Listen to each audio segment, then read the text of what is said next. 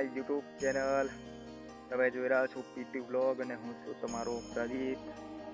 તો ચાલો મિત્રો, આજે મારો ફર્સ્ટ વ્લોગ છે. તો આજે હું મારા ઘરથી શરૂઆત કરી રહ્યો છું. લાઈફસ્ટાઈલના વ્લોગ છે મારી ચેનલની અંદર, અને બીજા ટ્રાવેલિંગના પણ વ્લોગ આવશે. તો મિત્રો, હું જે વ્લોગ કરી રહ્યો છું એ અત્યારે લાઈફસ્ટાઈલની અંદર આ પ્રથમ મારો જે ફર્સ્ટ વ્લોગ કહેવાય, ફર્સ્ટ વ્લોગ છે. તો ત્યારે મારા ઘરથી શરૂઆત કરું છું. મારા ઘરની જર્ની તમને બતાવું, પછી આગળ આપણે ચાલુ કરીએ વ્લોગ. તો બન્યા રહેજો મિત્રો વિડીયોની અંદર. વિડીયોમાં ખૂબ મજા આવવાની છે. તમને દેશી ગ્રામીણ વિસ્તારો બતાવીશ આજે. તો બન્યા રહેજો વિડીયોની અંદર. તો મિત્રો, આ છે આપણું ઘર. ગામડાની અંદર આપણું રૂડું ને રૂપાળું આવું જીવન હોય મિત્રો.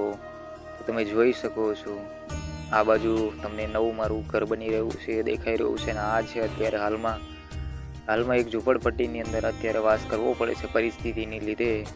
કારણ કે આપણી પરિસ્થિતિની રીતે આપણે રહેવું પડે. તો આ રીતે અત્યારે અસ્તવ્યસ્ત દિશામાં મારું ઘર પડ્યું છે. તો આ બાજુ છે ભેંસો ને ગાયો ને બધું, બળદ છે તે બધું પણ અંદર રાખવું પડે છે. કારણ કે આપણે ખેતરના જંગલની અંદર રહીએ છીએ, તો જાનવરોને પણ ધ્યાન રાખવું પડે છે. તો આ રીતે કંઈક આપણું અંદરથી આપણને નજારો જોવા મળી રહ્યો છે.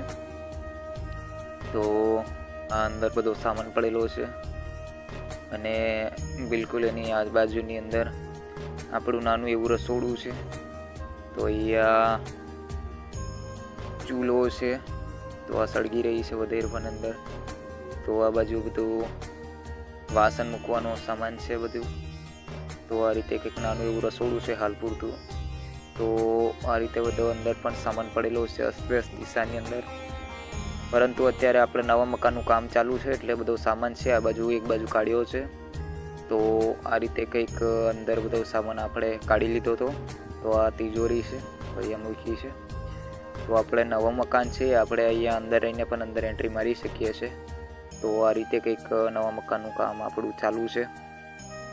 જો કે તમને મેં પહેલાં જે બતાવ્યું એ ઝૂંપડપટ્ટી આ મકાનના કારણે આપણે બાજુમાં લીધી છે. કારણ કે હાલ પૂરતા રહેવા માટે આ મકાન તૈયાર થાય એટલે પછી આ નવા મકાનની અંદર આપણે રહીશું. તો કંઈક આ પ્રકારનું અંદર કામગીરી જે છે એ ચાલુ છે અત્યારે. તો આગળથી પણ આ રીતે કંઈક દેખાય છે. તો ખૂબ સરસ બહારથી પણ વ્યૂ લગાય છે, અને અંદરથી પણ કમ્પ્લીટ છે. તો આ રીતે કંઈક આપણા મકાનનું કામ છે એ ખૂબ સારી રીતે ચાલી રહ્યું છે. તો આ બાજુ બિલકુલ પેલા આપણે જે છાપરું બતાવ્યું એની અંદર ભેંસો છે.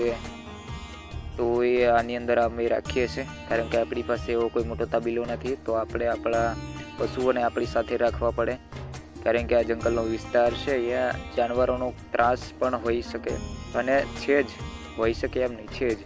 તો એના કારણે આપણે અહીંયા ભેંસો છે આપણે અંદર લઈ લીધી છે. તો અંદર અત્યારે છે, ત્યારે પછી દિવસે બહાર કાઢી લઈએ. પરંતુ અત્યારે એને ચારો નાખ્યો છે, ચરે છે. તો આ આપણું આ જૂના જમાનાનું ડંકી છે. તો આ પહેલાંના આપણા બાપદાદાઓ જે કરતા હતા ડંકીથી કામ, એ જ ડંકી હજુ પણ અમારી સાથે છે. અને આ રીતે જો એક જામફળીનું ઝાડ છે અમારા ઘરની નજીક, અમે રોપેલું છે. તો એ આપણને ફળ પણ આપે છે. તો આ રીતે કંઈક જામફળ પણ નાના નાના લાગી ગયા છે અત્યારે. તો ખૂબ સરસ જામફળીનો પણ વ્યૂ દેખાય છે આપણને. ખૂબ સારી રીતે લીલીછમ થઈ ગઈ છે અત્યારે. તો એની એક્ઝેક્ટ એની બાજુમાં જ મેં તમને બતાવ્યું તો એ કરણનું ઝાડ છે. અને આ એ તમને કીધું એમ કે જૂના જમાનાનું આપણું દેશી એન્જિન બાપ દાદાઓ આને ચલાવતા હતા, એ આજે પણ અમે પણ ચલાવીએ છીએ. કારણ કે આપણી સાથે અત્યારે જે જગ્યા પર અમે રહીએ છીએ એ જગ્યા પર આ જે પાઇપ તમને દેખાય છે એ પેલા સામે કારબા દેખાઈ રહ્યા છે પાઇપ. તો એ પાઇપ દ્વારા અમે એનાથી પાણી ભરી લઈએ, એટલે ઘર વપરાશનું પાણી ચાલ્યા કરે. તો આપણી સાથે મોટર કે કોઈ વ્યવસ્થા નથી, એટલે આને આપણે રાખ્યું છે. તો બીજી આ કરણ છે ઝાડમાં, અને બીજી એક્ઝેક્ટ બાજુમાં એક આંબો છે. તો એ પણ ખૂબ સરસ થઈ ગયો છે. કેરી પણ હવે લાગવાની શરૂઆત થશે, ઉનાળો આવશે એટલે.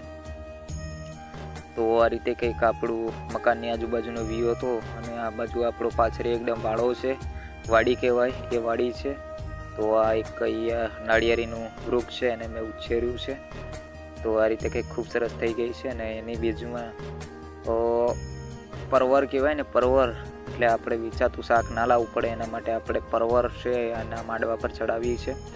તો તમે જોઈ લો કે પરવર અંદર લાગી ગયેલા છે, અંદર તમને દેખાતા હશે. તો પરવર ખૂબ સરસ દેખાઈ રહ્યા છે અહીંયાથી. તો હું તમને નીચેથી બતાવું કે પરવર કેવા લાગ્યા છે. તો અહીંયા તમને આ રીતે કંઈક જોવા મળે છે. ઉપર તમે જોઈ લો ખૂબ સરસ રીતે લાગ્યા છે પરવર. તો અહીંયા આપણે અને આ છે આપણો પાછળ વાડીનો આખો વ્યૂ. તો તમે જોઈ શકો છો એકદમ જોરદાર નજારો છે પાછળ, એકદમ જંગલ વિસ્તાર છે અને અહીંયા ખૂબ મજા આવે છે, કારણ કે ગામડાનું જીવન તો ગામડાનું જીવન છે. તો બીજું એક મિત્રો મારે એક સરસ મજાનું વૃક્ષ છે અને તમે કદાચ ઓળખતા હશો, આ એક આંબળાનું વૃક્ષ છે. આંબળા બે પ્રકારના આવે, એમાંથી અમારે એક નાના આંબળાનું ઝાડ છે. એટલા બધા અહીંયા આંબળા લાગેલા છે કે એની વાત ન પૂછાય. તો તમે અહીંયા જોઈ શકો છો, હું તમને બતાવું કે તમે એને કલ્પના ન કરી શકો એટલા બધા આંબળા અહીંયા લાગી ગયા છે. પાન ઓછા ને ફળ વધુ. તમે જોઈ લો એનો વ્યૂ તો તમે જોઈ લો એકવાર અંદર. એટલા બધા આંબળા લઈ ગયા છે, એટલા બધા આંબળા લઈ ગયા છે કે વાત જ ન પૂછો. ડાળ પણ તોડી પાડે એટલા બધા આંબળા લાગી ગયા છે. તમે જોઈ લો, એટલે દ્રાક્ષ લાગી હોય ને એ રીતે અહીંયા આંબળા લાગેલા છે. તો આ રીતે કંઈક આંબળા ડાળે ઘણા બધા લાગ્યા છે અને આ બાજુની ડાળે પણ છે. તો આ બાજુની ડાળે પણ આંબળા છે, ખૂબ સરસ છે. તો આંબળા ખૂબ સરસ થઈ ગયા છે આ બાજુ પણ.